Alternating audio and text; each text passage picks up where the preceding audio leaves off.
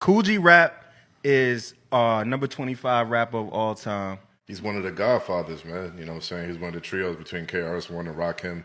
He was out there first. Check him out on the Symphony. You know what I mean? One of the best verses ever. You know, so on one of the first posse cuts. He was like the originator of gangster rap, East Coast gangster rap. I embrace talent.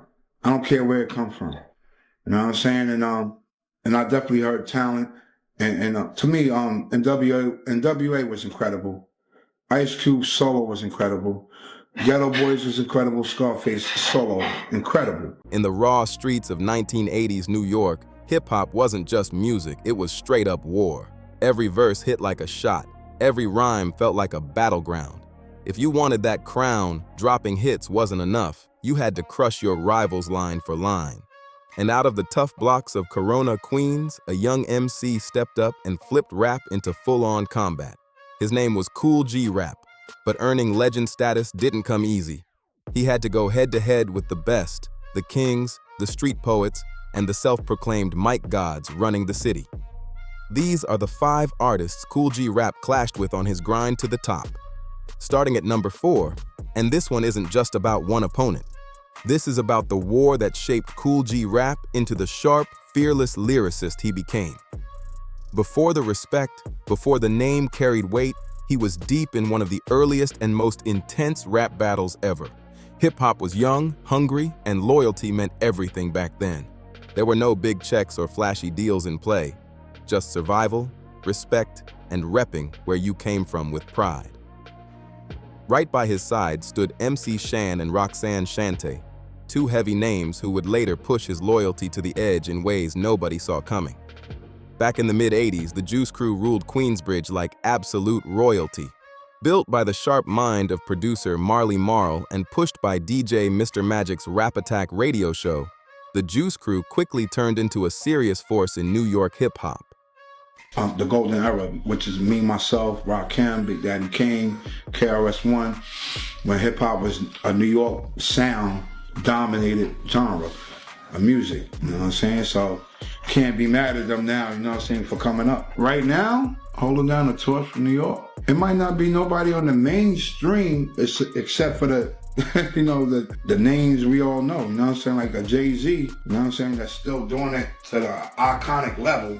Roxanne Shante was already making noise as a young battle rapper, taking down opponents way older than her without hesitation. MC Shan stood tall as the voice of Queensbridge, carrying that hometown pride with something to prove.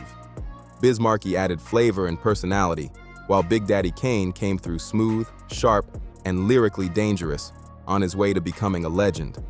Then stepped in a young Kool G Rap, linking with DJ Polo to record It's a Demo in just one night.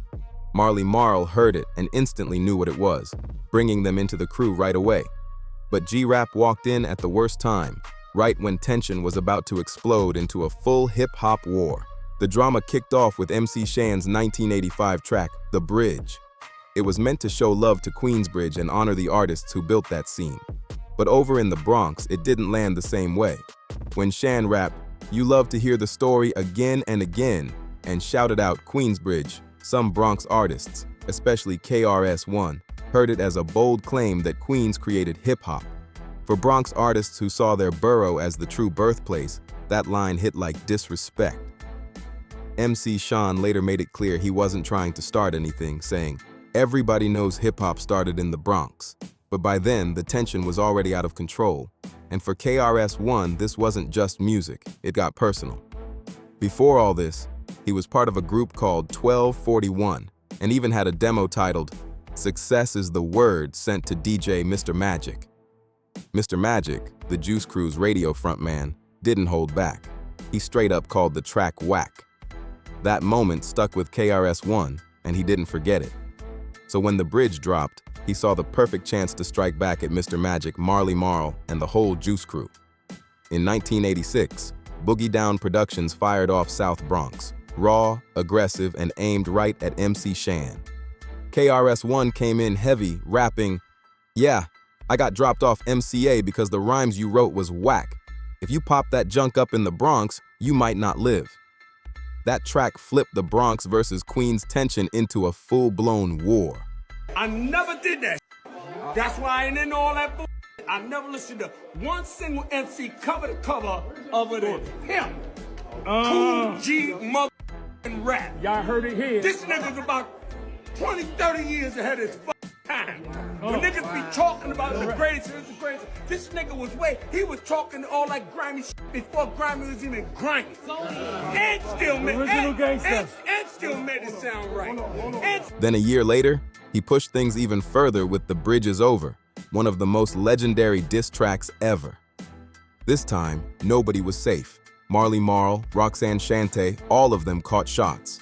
When he sneered, "Roxanne Shante is only good for steady," it sent shockwaves through the scene.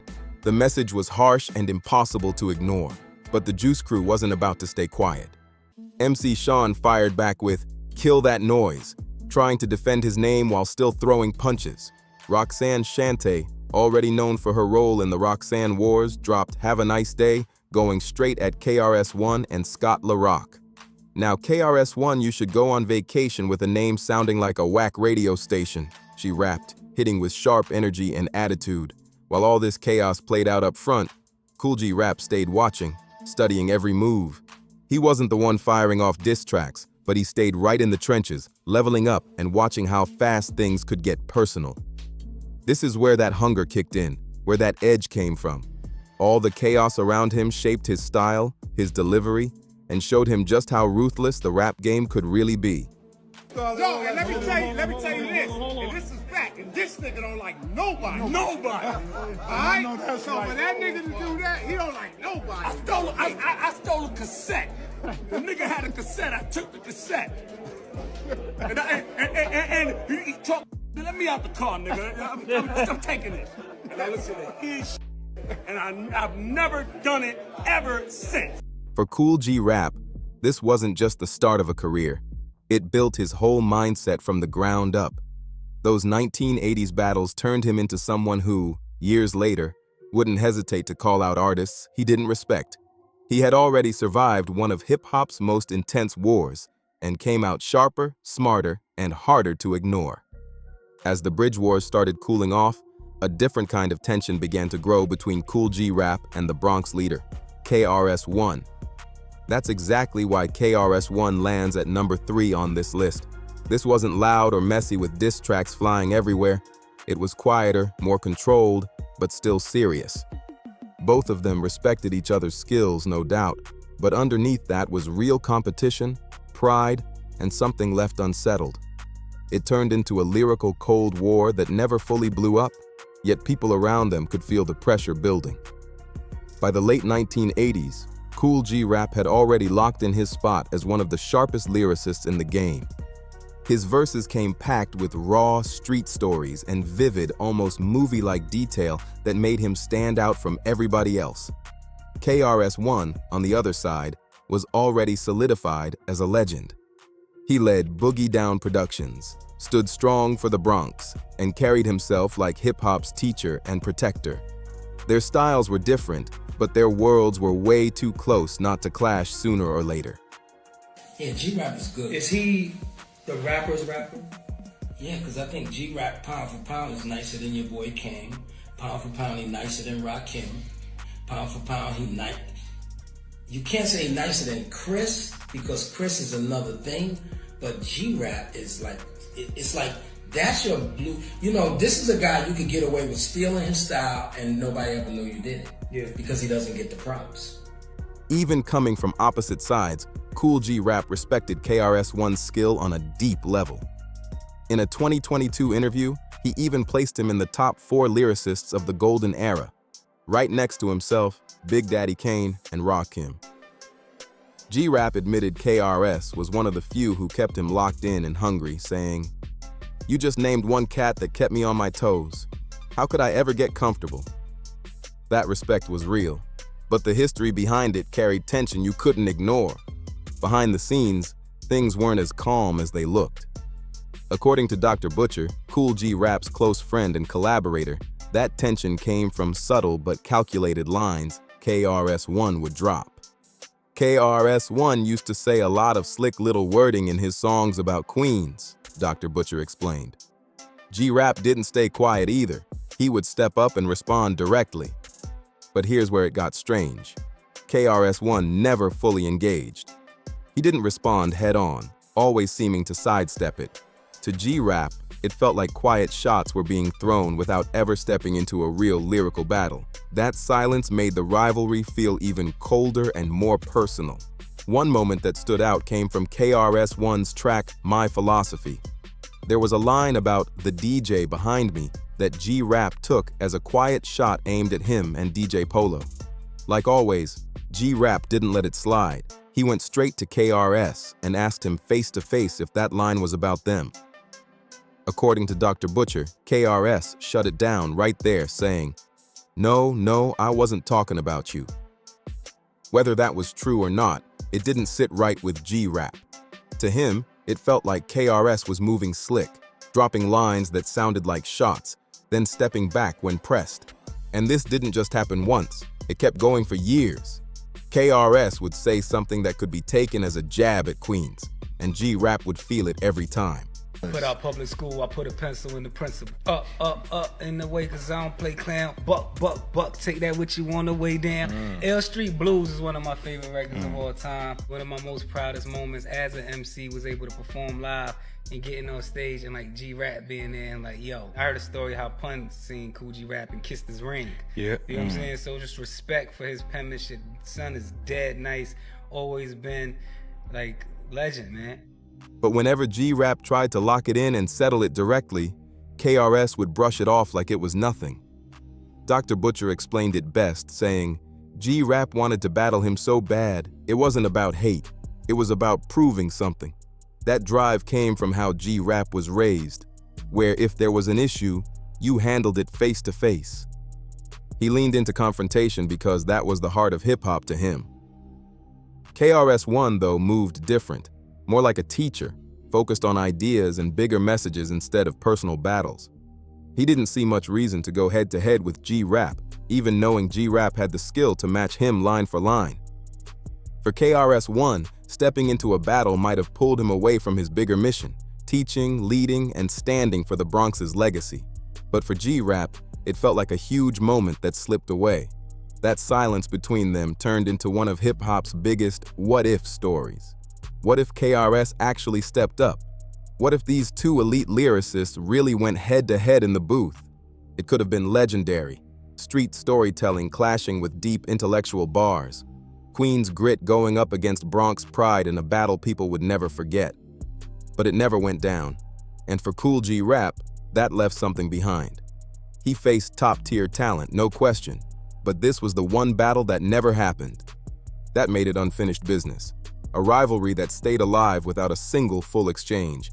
Even now, it reflects what hip-hop was really about back then.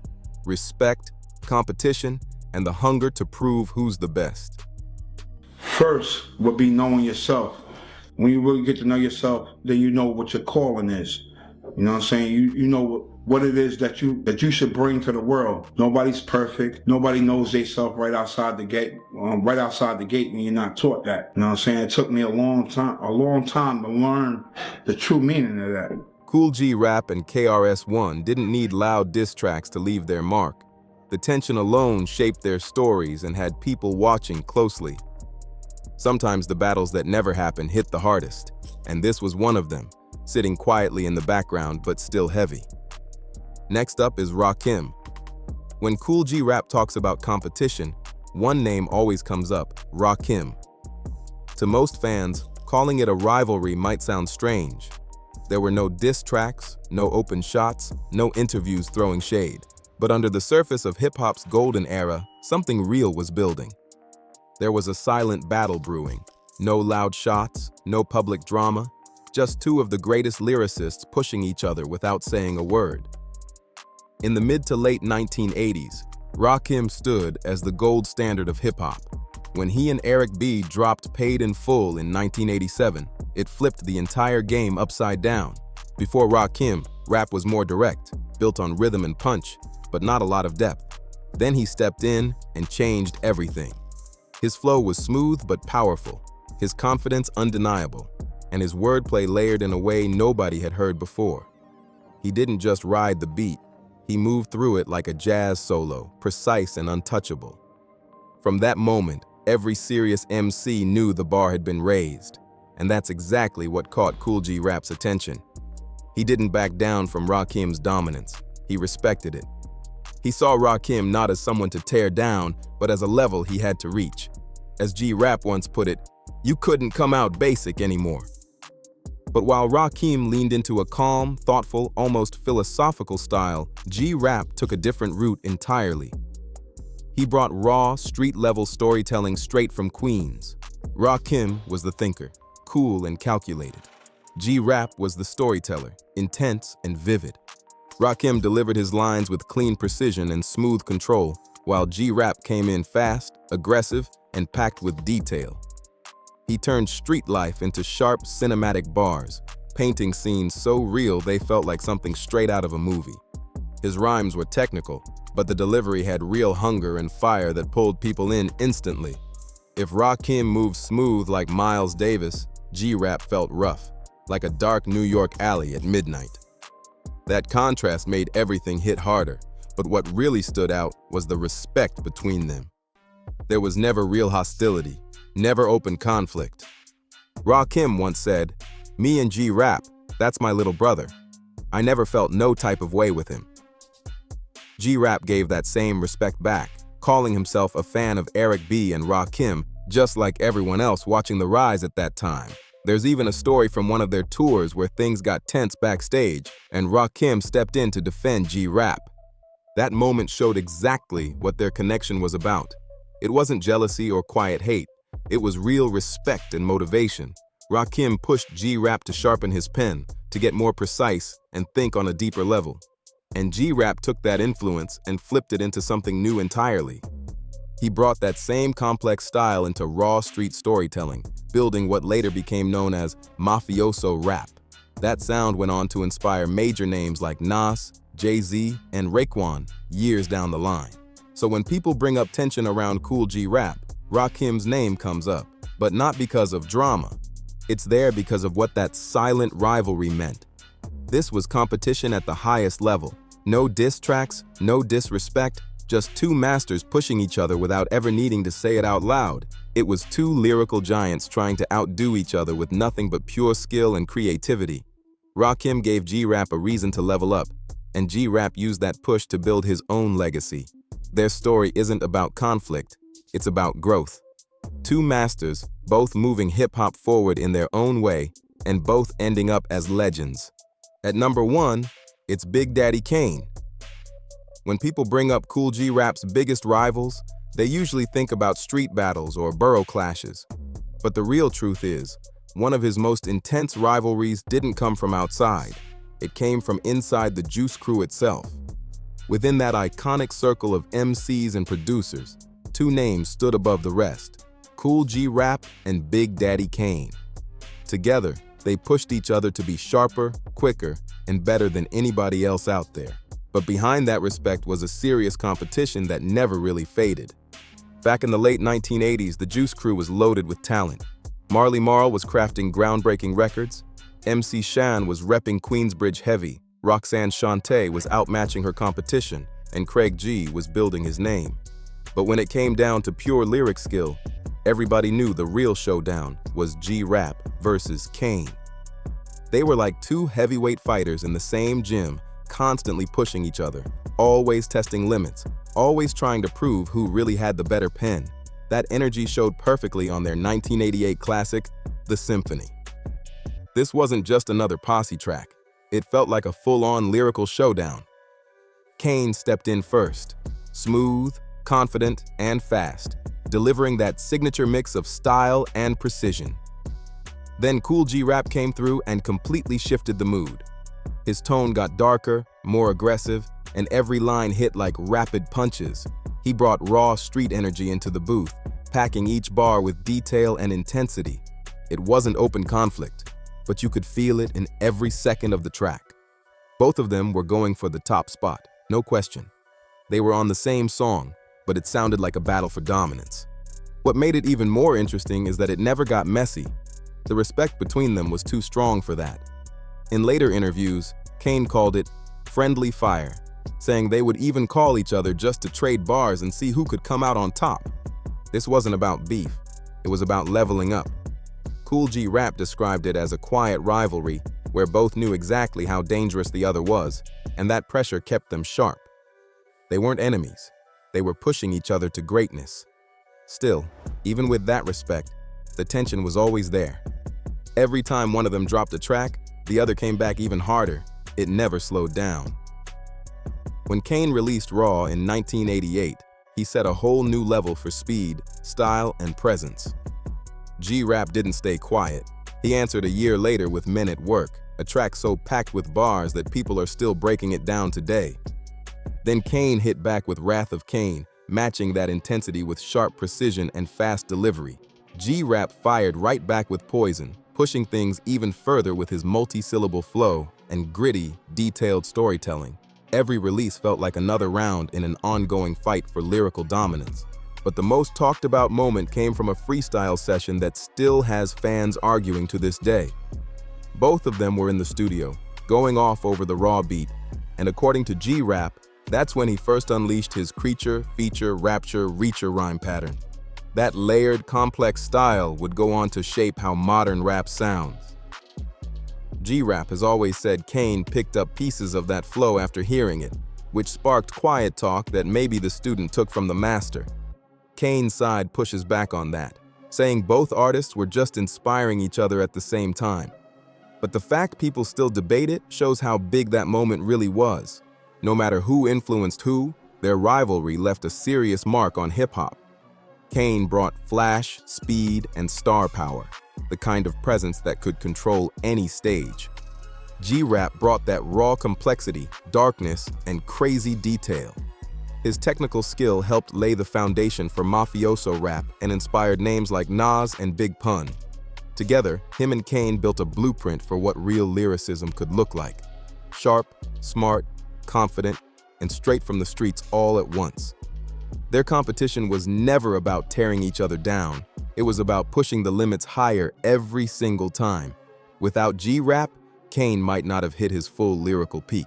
And without Kane, G Rap might not have taken his flow to that next level. That back and forth didn't just shape their own paths, it helped shape hip-hop as a whole. By constantly trying to outdo each other, they set a new standard that still lives on in every verse from the next generation. What started as a battle for respect inside the Juice Crew turned into something way bigger than anyone expected. It became the spark that pushed rap into a whole new era of lyrical evolution, one that still defines the culture today. If you enjoyed this breakdown, make sure to like, subscribe, share, and drop a comment with your thoughts.